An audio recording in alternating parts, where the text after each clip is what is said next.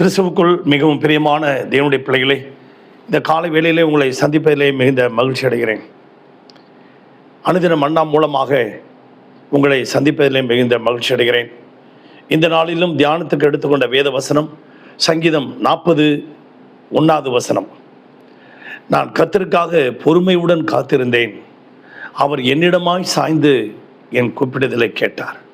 இன்றைக்கும் நீங்கள் பல நாட்களாக ஜெபித்து கொண்டிருக்கலாம், பல நாட்களாக விண்ணப்பித்து கொண்டிருக்கலாம், பல நாட்களாக நீங்கள் ஆண்டவரோடு உறவாடி கொண்டிருக்கலாம். சில கோரிக்கைகளை ஆண்டவரிடத்தில் வைத்திருக்கலாம், சில வேண்டுதல்களை ஆண்டவரிடத்தில் வைத்திருக்கலாம். அதற்கு இன்றைக்கு தேவன் உங்களுக்கு பதில் தர போகிறார். அதற்கு காரணம் பொறுமை மிகவும் அவசியம். அருமையான தேவனுடைய பிள்ளைகளை, யோபுடைய பொறுமையை குறித்து கேள்விப்பட்டிருக்கிறீர்களே என்று வேதம் சொல்லுகிறது. அப்படியாக ஒரு பெரிய பணக்காரன் அங்கே ஒரு ஆஃபீஸ் வைத்திருந்தார். அந்த வாட்ச்மேன்கிட்ட சொல்லியிருந்தார், யாரை வேணாலும் உள்ளே விட்டுரு, ஆனால் அந்த இன்சூரன்ஸ் ஏஜென்ட்டை ஒருத்தரையும் உள்ளே விடாத அப்படின்ட்டார். அவனுக்கு இன்சூரன்ஸ் ஏஜென்ட்னா ஒருத்தருமே பிடிக்கவே பிடிக்காது. பாட்டுக்கு எவ்வளோ பேர் வந்து போராடுறாங்க. டெய்லி வந்து இன்சூரன்ஸ் ஏஜென்ட் வந்து அந்த வாட்ச்மேனு கேட்டு அதெல்லாம் இடம்ல போங்க போங்க போங்க போங்க அப்படின்னேட்டே இருக்காங்க. இதே மாதிரி நாள் முழுதும் கிட்டத்தட்ட ஒரு 25 பேர் வந்திருப்பாங்க. 25 பேரும் இல்லைன்ட்டான். 26ஆவதா ஒரு ஆள் வராரு, ஒரு வயசானவர் வராரு. அவர் வந்து கேட்குறாரு, ஐயா இந்த ஒரே ஒரு விசை ஐயாக்கிட்ட கொஞ்சம் பர்மிஷன் வாங்கி கொடுங்க நான் அப்படின்னு இவர் கெஞ்சுறாரு. இவர் கெஞ்சுறதை கேட்டு உடனே ஃபோன் பண்ணி, ஐயா ஒரு ஆள் வந்திருக்கிறாரு, அவர் கெஞ்சுறாள், அழுகுறாரு, சரி சரி உள்ளே விடு அப்படின்ன உடனே, என்னப்பா என்ன விஷயம் அப்படின்னா, ஐயா எனக்கு ஒரு இன்சூரன்ஸ் ஏஜென்ட்டு போட்டு கொடுங்க ஐயா அப்படின்ன உடனே அவர் ஒரு பெரிய தொகையை எடுத்து ஒரு செக் எழுதி கொடுக்குறாரு.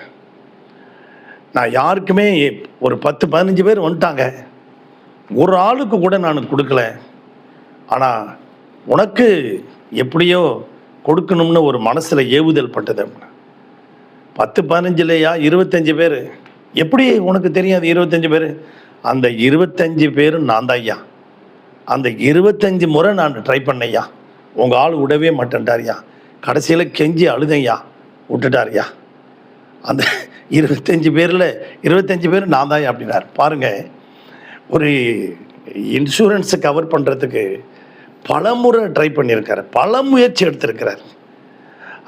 பல முயற்சி எடுத்ததுனால அவர் பொறுமையோடு தொடர்ந்து போய் அந்த வாட்ச்மேனோட போராடி போராடி போராடி வெற்றி வாங்கிட்டார்.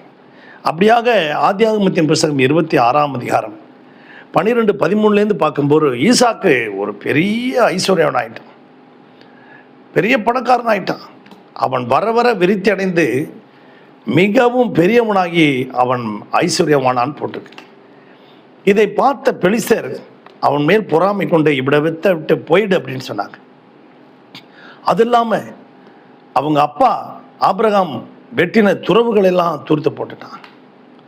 அவிடம் விட்டு புறப்பட்டு அவன் போய் அங்கே கேராரூரிலே தங்கியிருந்தான்.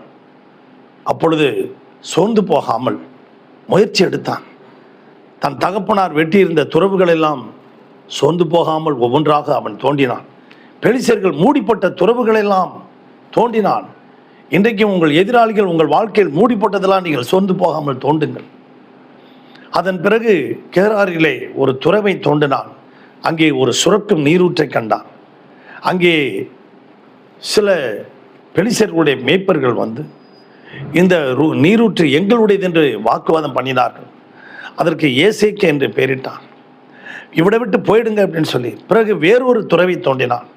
அங்கேயும் வந்து வாக்குவாதம் பண்ணினார்கள். அதற்கு சித்னா என்று பெயரிட்டான். பிறகு அவர்கள் அவிட விட்டு போயிடுங்க அப்படின்னு சொன்னான். அங்கிருந்து ஒரு இடத்துக்கு போய் ஒரு துறவை தோண்டினான்.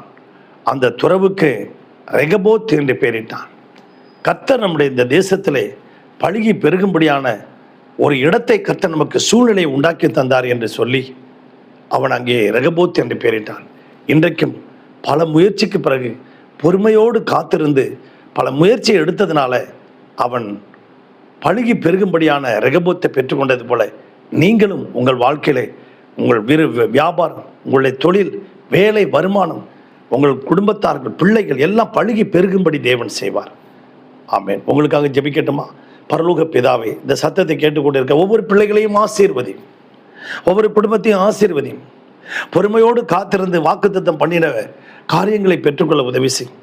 பொறுமையோடு இருந்த யோபுக்கு 2 மடங்கு ஆசீர்வாதத்தை கொடுத்தது போல பிள்ளைகளுக்கு இரட்டிப்பான வல்லமை தாரும், ஆசீர்வதியும். போக்கில் மரத்தும் பாதுகாத்துக் கொள்ளும், தேவைகளை சந்தியும். இயேசுவின் நாமத்தில் பிதாவே, ஆமென். God bless you everybody. Thank you.